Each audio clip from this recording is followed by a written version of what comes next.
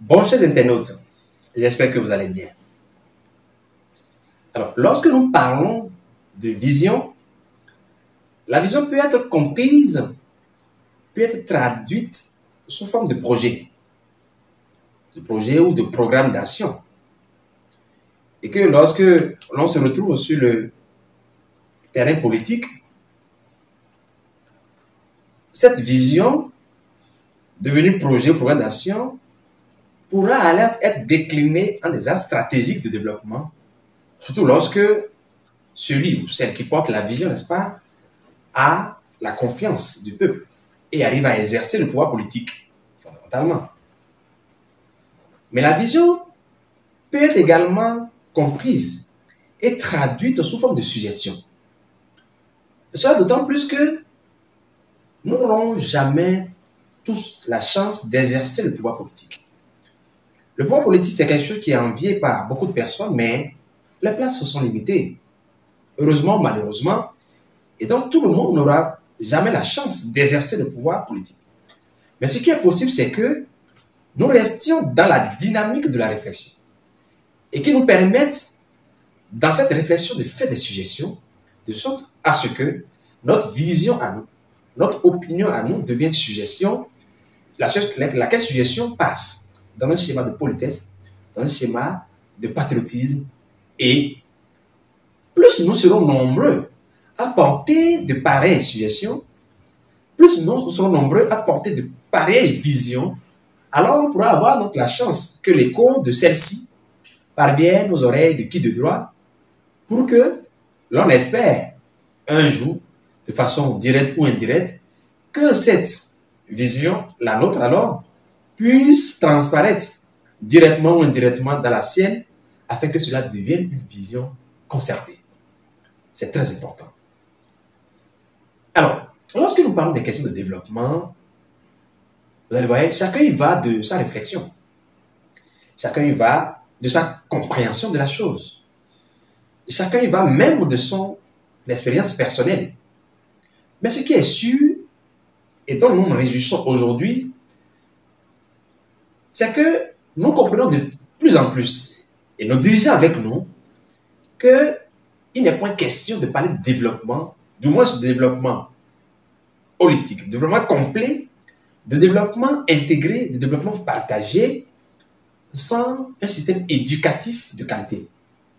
Ce n'est pas possible. Et je disais tantôt que nous nous en réjouissions, parce que nous référons justement à la dernière réponse, la récente, je dis, d'accord, lors de la dernière rencontre du président de la République, son excellent président Patrice Talon, avec la jeunesse, lorsque la question lui a été posée de savoir qu'est-ce qui peut être considéré comme un regret, une action qu'il aurait voulu, n'est-ce pas, mener, maintenant qu'il est encore dans l'action et qu'il n'a pas pu éventuellement donc, mener, il disait effectivement que c'est toute la stratégie qui était pensée pour soutenir la formation technique, avec la construction des lycées, les centres de formation, avec le déploiement de la main-d'œuvre de qualité pour alimenter tous ces laboratoires, tous ces lieux de formation, et que c'est toute cette stratégie qui a été pensée qui n'a pas vraiment pu être portée maintenant qu'il y a une nation. C'est cela qui constitue l'un des recueils, et c'est pour cela que nous disons que nous en réjouissons. Ça veut dire que de plus en plus, nos dirigeants, d'accord, et avec nous, et avec les vaillants citoyens, les forces vives, tout le monde, nous comprenons également que lorsque nous parlons des questions de développement, je crois que le système éducatif est central et doit être un système éducatif de qualité. Mais il y a des biais. Et la réflexion doit être dynamique et elle doit se poursuivre. Alors ce que nous disons, il faut simplement que lorsque nous prenons les chaînes de valeur, lorsque nous considérons les unités de valeur dans l'aspect technique des formations, il faut que la stratégie se pense de façon complète. La stratégie doit être pensée de façon holistique, de sorte à ce que lorsqu'on prend une unité de valeur dans la chaîne de production, on doit avoir suffisamment d'éléments pour couvrir toute la chaîne, de sorte à ce que l'on ne crée pas un déséquilibre, d'accord, à l'intérieur même des unités de valeur qui sous-tendent les schémas de formation. Ce que nous disons, nous allons prendre un exemple de façon terre à terre, afin donc de pouvoir donc le mieux exprimer.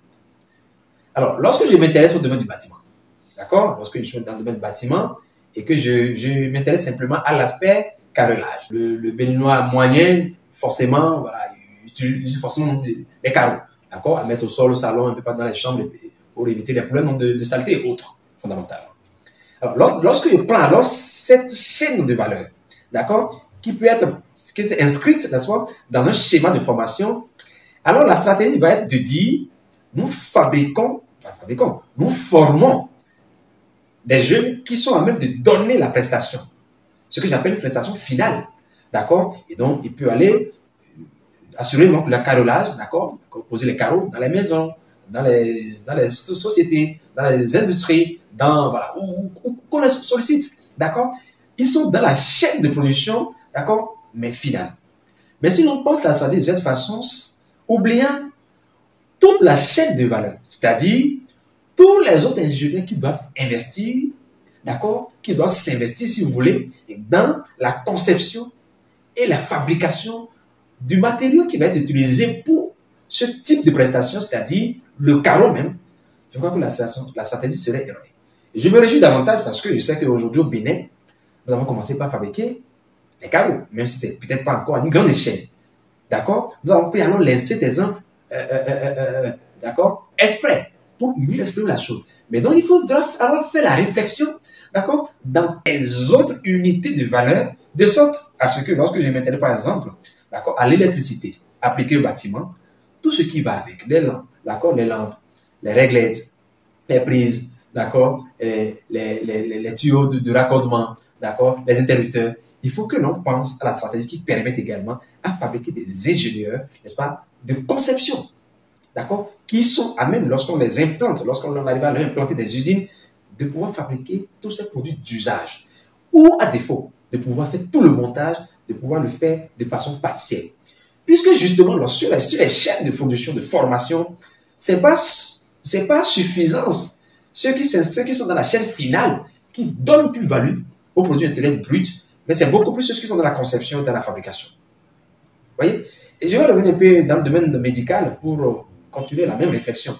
Aujourd'hui, par exemple, lorsque nous prenons, nous en tant que praticiens sur le terrain, en tant que neurologue, lorsque nous prenons par certaines molécules, je vais prendre le valproate de sodium, la dépakine, lorsque vous prenez donc le clobazam, le clonazepam, lorsque vous prescrivez des médicaments du genre aujourd'hui, vous êtes sûr que le patient va parcourir la vingtaine de pharmacies avant d'avoir la molécule. Et lorsqu'on remarque ça, je crois que c'est des choses qui devraient nous choquer. Bon, à la limite de nous choquer, nous éveiller pour dire, mais pourquoi est-ce qu'on ne se donne pas les moyens de fabriquer cette molécule d'usage? Voilà. Donc, c'est le même raisonnement. Alors, lorsqu'on parle de les produits, l'addition des produits, alors, les officines avec les pharmaciens s'inscrivent dans la chaîne finale. Mais le secteur pharmaceutique appartient aux ingénieurs. D'accord? Pharmaceutiques qui sont dans la pharmaceutique et qui sont dans la conception.